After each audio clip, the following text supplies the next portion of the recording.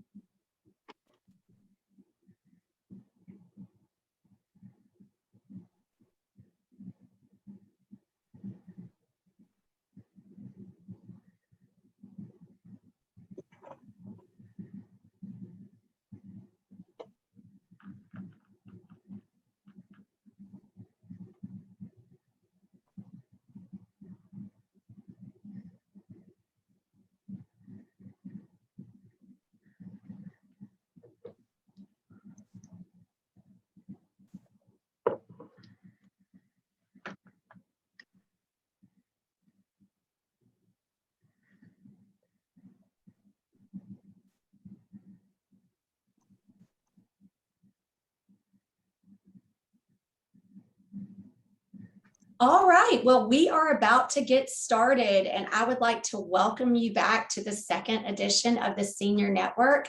And I'd also like to welcome any newcomers that we have today. I am your host, Dorgan Davis, and I am the Development Coordinator here at Senior Resources. And I am joined by my co-host, Holly Van Horn. Holly is with Lori Life and Health, and Holly is joining us virtually today. Hello, Holly. Good morning. We are excited to have Teresa Arnold joining us today, and she is going to be presenting on the 6 pillars of brain health. Her presentation will begin shortly. We have a few housekeeping notes that we're going to go over before we begin. This webinar is being recorded and will be available to view and share from our website and all of Senior Resources social media channels after the broadcast. I know that many of our viewers are familiar with Senior Resources, but for those of you that are not, we are a nonprofit organization that coordinates services and programs for Richland County's senior citizens, helping them to live healthy and independent lives. The goal for helping seniors remain in their homes as long as possible through the support of our staff and volunteers.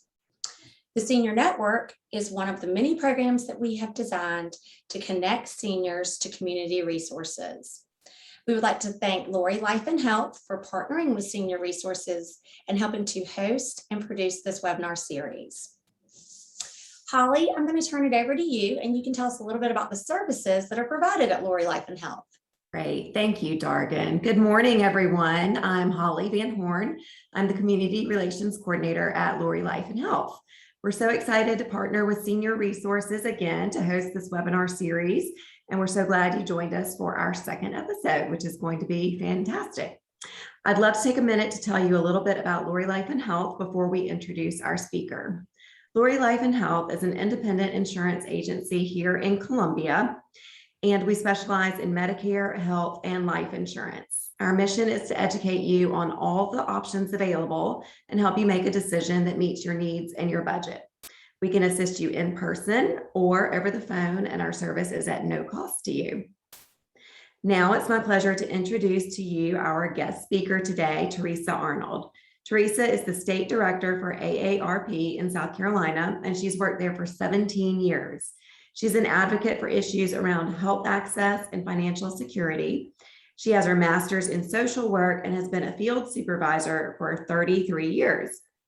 Teresa, thank you for speaking with our guest today, and I'm going to turn it over to you now. Well, thank you so much. I appreciate it. I appreciate being here with everybody. And I want you to know that AARP is very heavily involved in trying to find out all the best evidence on how to keep our brains healthy, because we always work towards helping people remain independent as they age. And part of being independent is having a healthy brain. We have actually sponsored a global brain health council. And what they do, that council brings together all of the top experts in the world on brain health, and they come up with evidence-based practices. And those evidence-based practices to keep your brain healthy are what we're going to look at in the next few minutes. I am going to have to do this a little more quickly than I have in the past, because normally I take an hour. And part of that is because I like to get a lot of back and forth. I like to hear what you have to say as well. So what I'm going to do this time is I'm going to ask you, as I introduce each pillar, if you can put one thing you do related to that pillar in the chat box. The first person that type something in their chat box, I will give them a book called Staying Sharp by Dr. Sanjay Gupta, with the leading research on brain health. It's a really great book. And so in order for me to get that to you, let me do this. I mentioned something different to Holly, but how about if I give you my email address? And if you're the first person on the chat for that pillar, then you email me your name and your address, and I will get that book mailed to you. So let me, everybody, if you've got a pen and a piece of paper, my email is T as in Teresa, T Arnold, ARNOLD, at AARP.org. And if somebody could put that in the chat, that'd be great too. T Arnold at AARP.org. And so when I tee these up, if you're the first person that puts something in on that brain pillar, you'll get a book. So that means 6 people over the course of this event will get a book. So let's get started. Can I see the slides?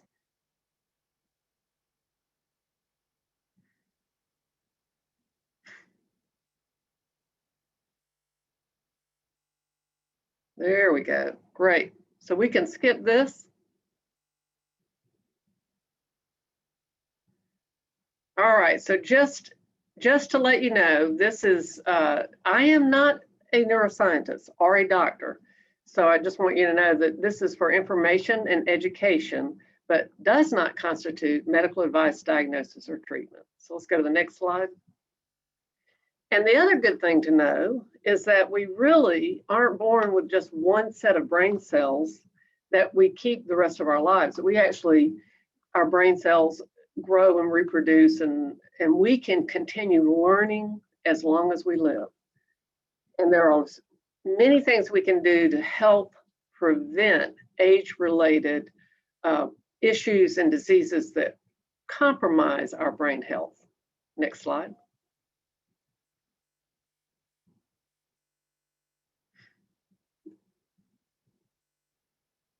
And can you hear next slide? Sorry. Yes, we are trying. Okay. Well, while I'm waiting, so someone said they missed what I said about the book. If you have here, I'll repeat it after I do this agenda, after I go through the agenda. So we're going to look at 6 pillars, and the first one's be social. The second is engage your brain. 3rd, manage stress. 4, ongoing exercise. 5, restorative sleep. And 6, eat right. And if you do something in that particular pillar, like in the be social, if you do something that keeps you from being isolated, type a brief note in the chat box. But you can also email me, tarnold@aarp.org. If you're the first person that types in the chat box, I'm going to send you a book by Dr. Sanjay Gupta, Staying Sharp. So, so let's go to the next slide.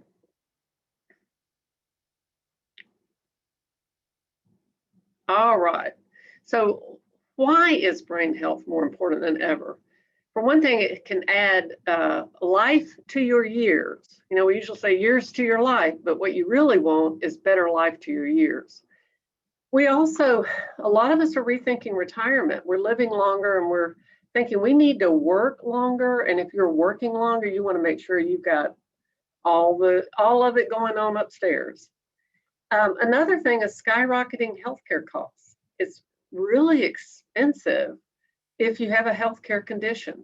And so what we want to do is be as healthy as possible, which will actually lower our healthcare costs.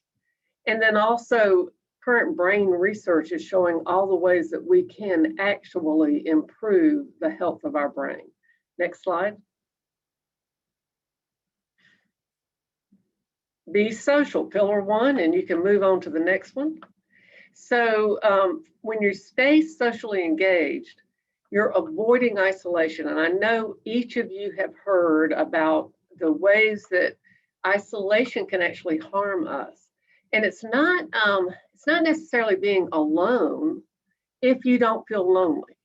But if you are alone and you feel isolated, you feel lonely, that can actually cause a greater risk of dementia. So it's really important to stay socially engaged. And I just say an aside, we have a chapter in Columbia, AARP chapter, and it used to be that if a chapter wasn't out doing a bunch of stuff, if they were only meeting, that some people say, well, that's just a social chapter. They're not doing anything. But now we know that you shouldn't say just social, because social is really important. Next slide. And this is where you're going to write in the chat box, and I'll go on to the next slide. And here's some other things you can do, such as join a club, attend community events, consider adopting a pet, but don't turn it back into the shelter. I know people got in a little bit over their heads during the pandemic with that. Or volunteer with a local nonprofit. Next slide. And I love all these ideas. Love my shelter dog, someone says.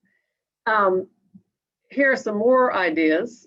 Organize a regular virtual game night or book club and attend virtual community events, just like you're doing right now. This is really important. And move on, we're gonna kind of run through these so we don't run out of time. 10 webinars such as yours, I like that. So here are some AARP resources for connection. There's aarp.org/virtual volunteering, which is part of our Create the Good. We have organizations can post on Create the Good that they have volunteer opportunities. And then you, if you're interested in finding volunteer opportunities, you can go to virtual volunteering and find out what kinds of things can you do as a volunteer.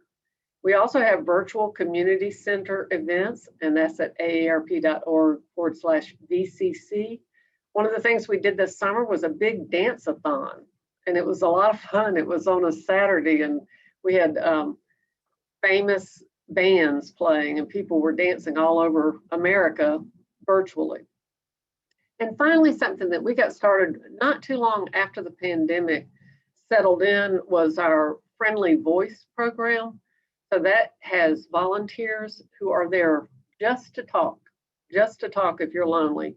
And that's aarp.org/friendly voice. It's a really nice resource. And I have some staff who are volunteers, and they really enjoy the interaction in that program. Next slide. So this is pillar 2. So be the first one to say something in pillar 2, engage your brain. Next slide. So when we say engage your brain, we're talking about challenging your brain, pursuing new interests, staying curious, challenge your thinking.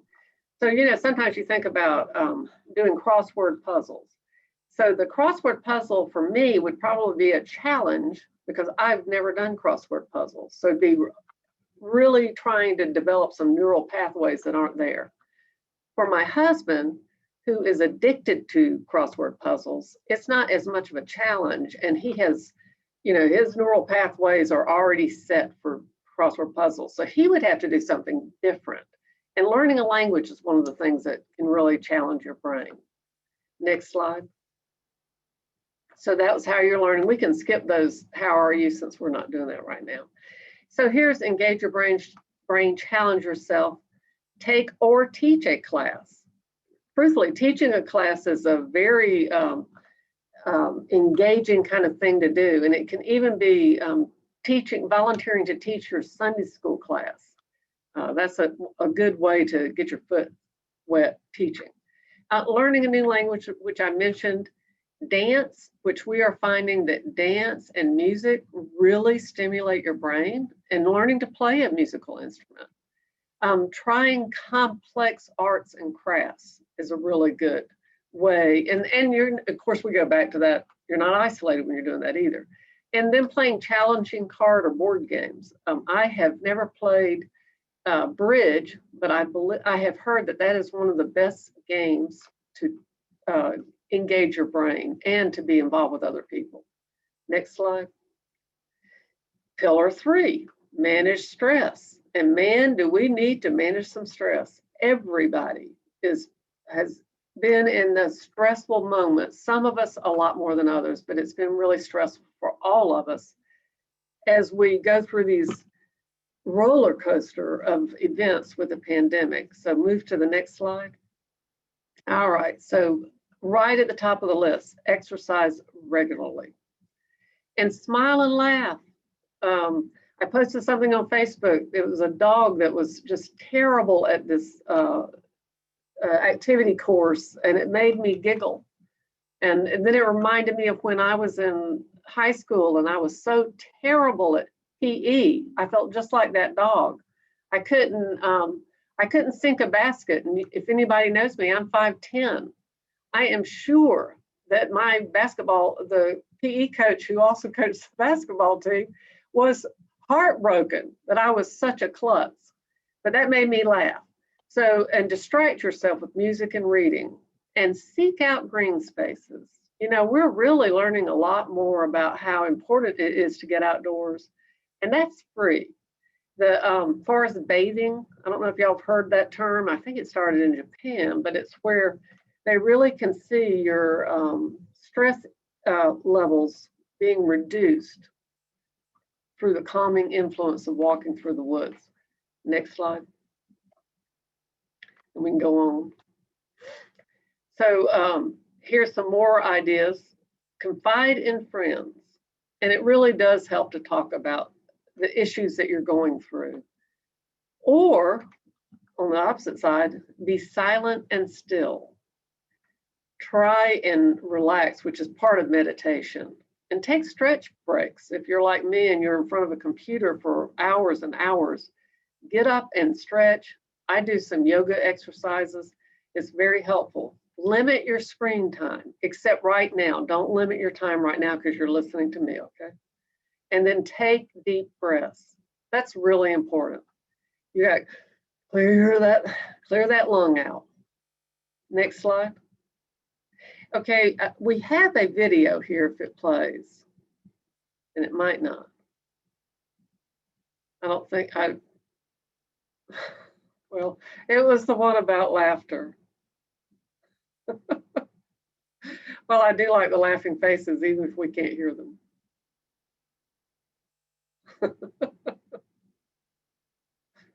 I hope y'all are laughing. It's showing how laughter stimulates your brain. Search for patterns.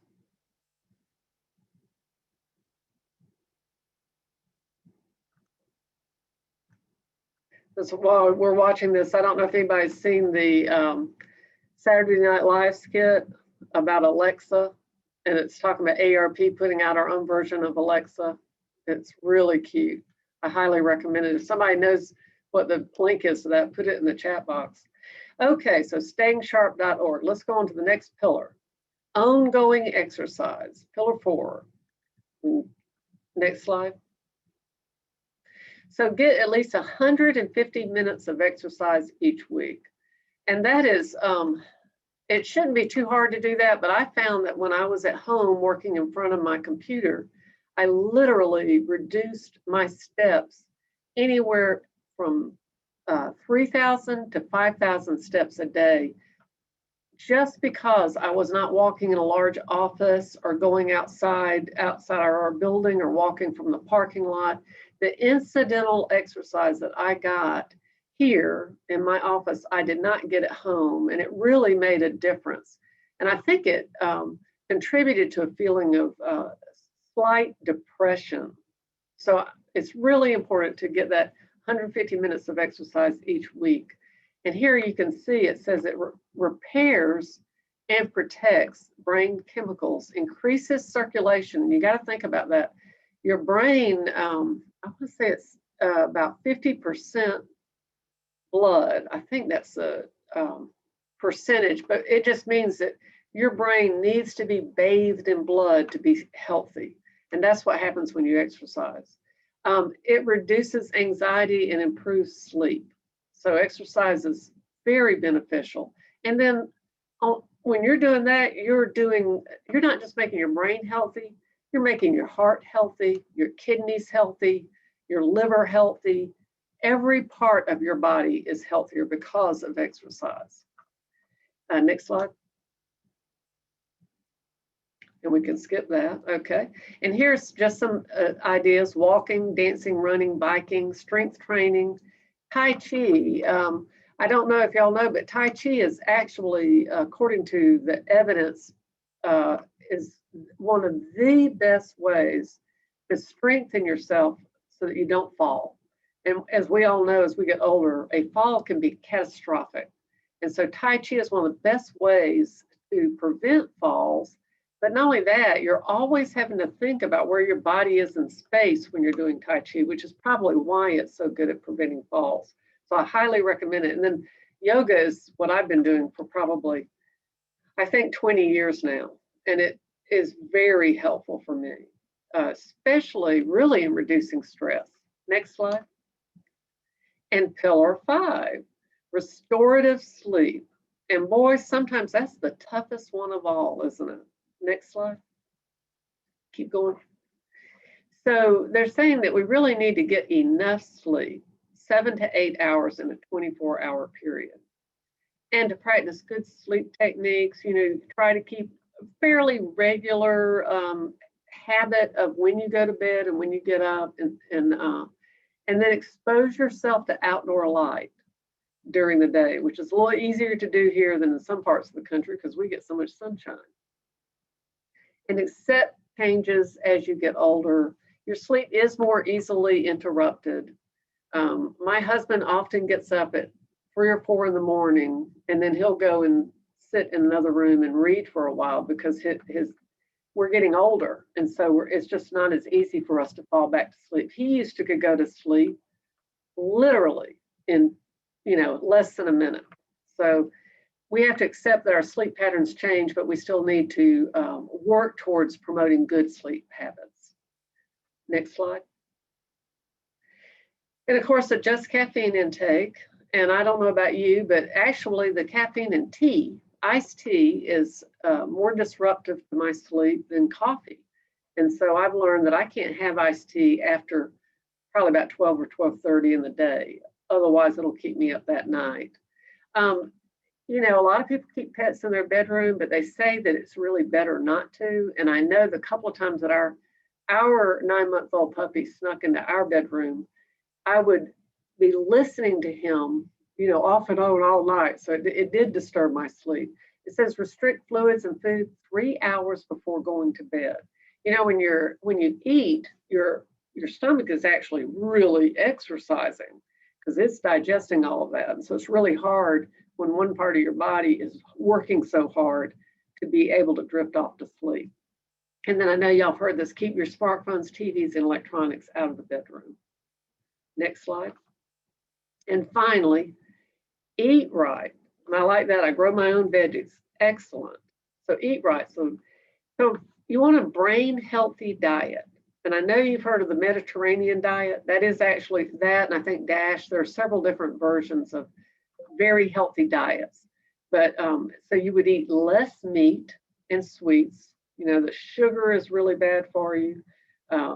Meat, I find that beef and pork, but especially beef, I think, tends to give me heartburn anymore. So I don't even think I can digest it as well as I used to. So you consume more fish and seafood, nuts, whole grains, Beans are real good for you, and I'm glad I like beans. I have a friend that hates beans, and I think, oh, what a loss, because there's nothing like a good garbanzo bean. Leafy green vegetables, olive oil. You know, even though that's a fat, it's a healthy fat, and I'm sure you've heard that before. So keep going. And then here's some more examples of healthy food, like kale and spinach, walnuts, almonds, salmon, sardines. I'm not crazy about sardines, but they're so good for you, I feel like I have to eat them. Vinegar, lemon, herbs, and spices. Old berries. I see someone says salmon. So let's move to the next. And risk or threats to brain health. So we've just gone over all the 6 pillars of health. These are the risks. Smoking, and I know we all know about that, but and there are far fewer people smoking today than there were in the past, so that's a good thing. Depression is a threat to your brain health, so it's important to treat depression just like you would if you had diabetes. Certain medications can be a risk to your brain health, including something that's very commonly used, the Benadryl.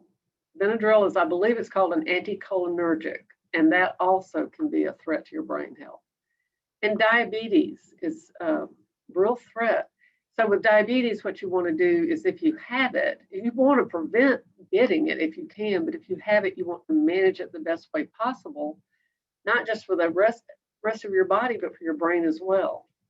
Hearing and vision loss, that's been something that's really come out in the last few years, that especially hearing, I think because if you can't hear people, you're becoming isolated due to a health condition that potentially could be avoided.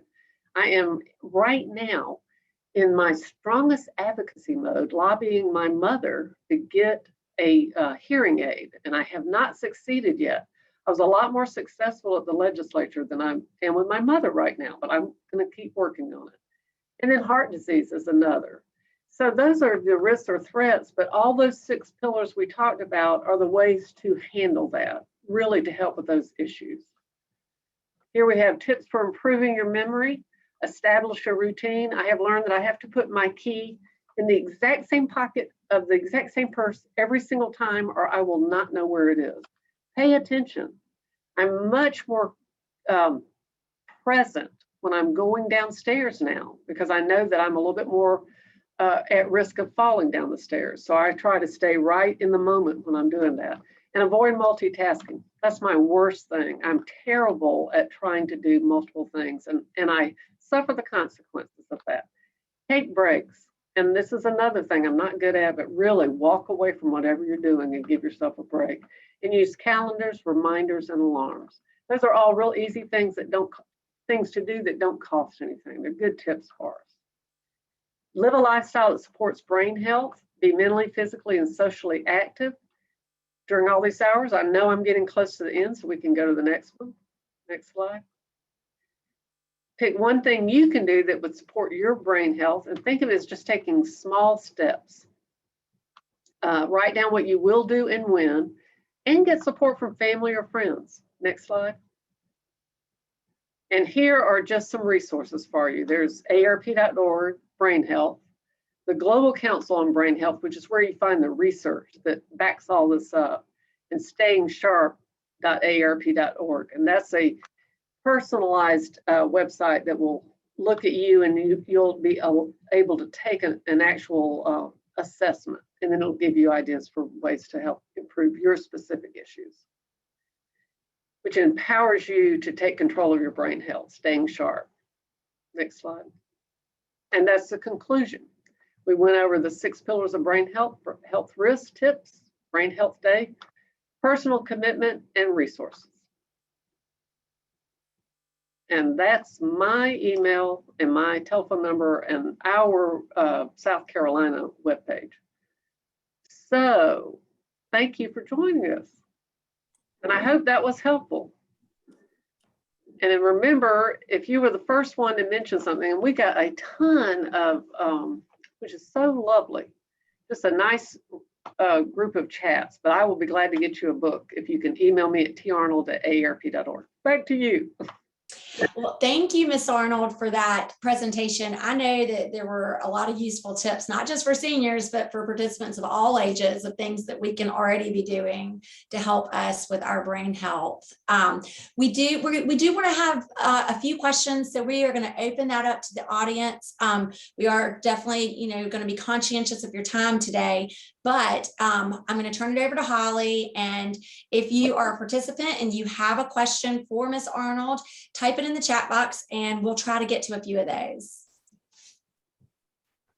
All right, we are going to wait on a few questions, but in the meantime, Teresa, if you have a loved one and are noticing some signs of memory loss or confusion, what should be your first step to getting help for them? Well, probably going to their physician. Okay. That would be the first thing.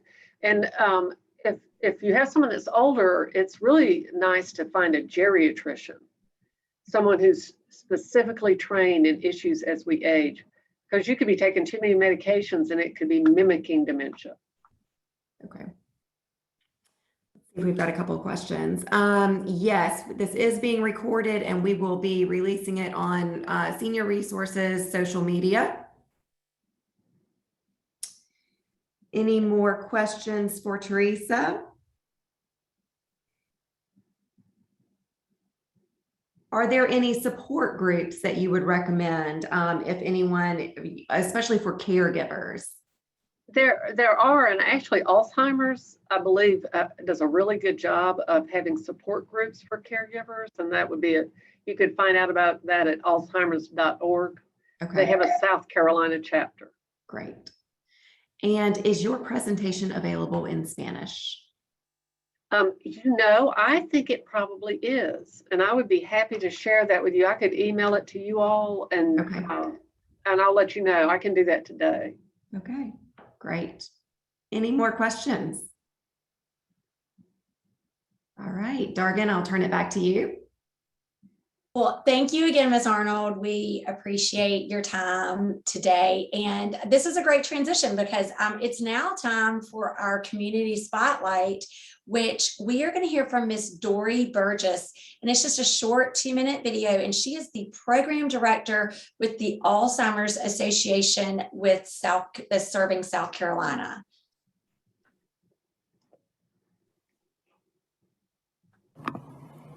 Hi, my name is Dory Burgess, and I'm the Program Director for the Alzheimer's Association serving South Carolina. We want you to know what we offer in care and support programming for families affected by Alzheimer's and related dementia. Our caregiver support groups are led by trained volunteers and are offered monthly. These groups meet in person and virtually.